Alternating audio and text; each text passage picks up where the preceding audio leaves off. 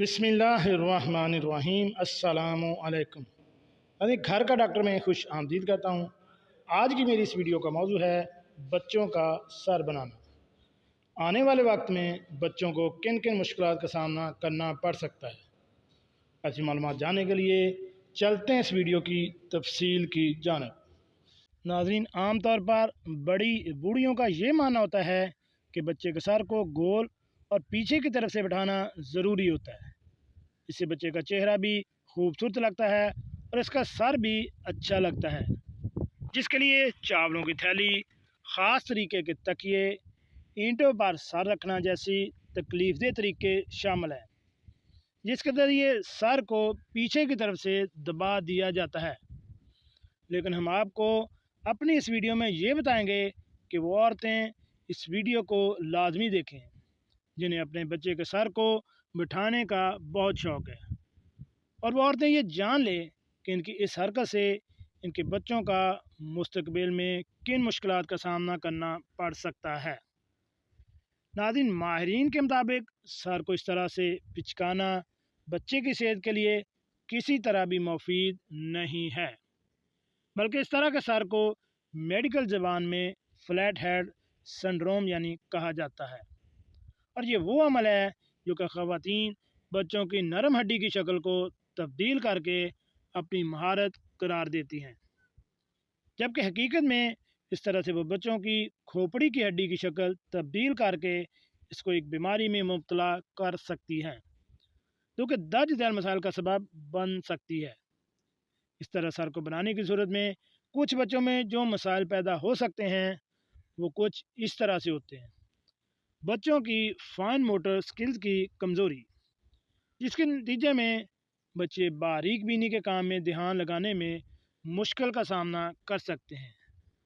بچے کے بولنے کی حس میں مسائل، اس صورت میں بچے دیر سے بولنا شروع کرتے ہیں۔ اس کے ساتھ ساتھ ان کی زبان میں توتلا پن بھی ہو سکتا ہے۔ ذہانت میں کمی، دماغ کھوپڑی کے اندر ہوتا ہے۔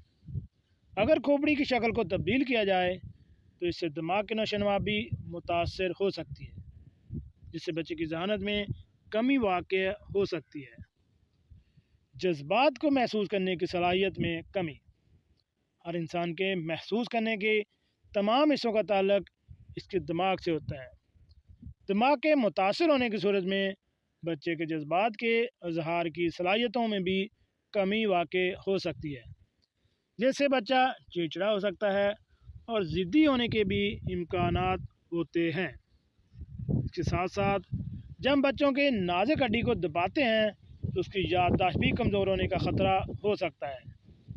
اس لیے کہا جاتا ہے کہ ایسا کام کیوں کیا جائے جو آنے والے وقت میں بھی آپ کے لیے مسائل پیدا کرے، کیونکہ اگر کل کو کسی کا بچہ ذہنی لحاظ سے دباؤ کا شکار یا کچھ کمزور ہو، وہ کبھی بھی اپنی اس غلطی کو مانیں گے نہیں، بلکہ اسے قدرت کا فیصلہ یا کسی ڈاکٹر کی غلطی مانی جائے گی، اور وہ لوگ ہرگز بھول جائیں گے کہ انہوں نے بھی کچھ نہ کچھ اپنے بچے کے ساتھ کیا ہے۔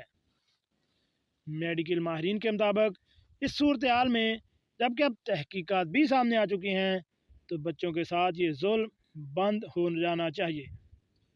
قدرت نے جیسی شکل اور سر بنایا ہے اس کو اسی طرح سے قدرتی طور پر رہنے دیا جائے اور خود سادہ طریقے سے اس میں تبدیلی سے بچا جانا چاہیے۔ ناظرین، اس ویڈیو کے متعلق میری بھی یہی رائے ہوگی کہ وہ عورتیں جو یہ سمجھتی ہیں کہ بچے کا سر بنانا ضروری ہے، وہ اپنی اس منفی سوچ کو ترک کر کے اپنے بچے کے آنے والے مستقبل پر بھی نظر ڈالیں، اور وہ عورتیں جن کے گھر میں بچے ہیں اور بچوں کے سر بٹھانے میں مصروف ہیں وہ ہرگز یہ عمل نہ کریں اور اس عمل کو روک دیں۔ اگر زیادہ ضروری ہو تو کسی بھی ماہر ڈاکٹر سے مشورہ کر کے اس عمل کو کیا جا سکتا ہے۔ اس سے آپ کے بچے بھی صحت مند اور نشو و نما کی بہتر ہوگی اور دی گئی بیماریوں سے وہ بچ سکتے ہیں۔ جی ناظرین، کیسے لگی آج کی میری یہ معلوماتی ویڈیو؟ اپنا اور اپنی فیملی کا خیال رکھیں، اور ایسی معلوماتی ویڈیو حاصل کرنے کے لیے میرے اس چینل گھر کا ڈاکٹر کو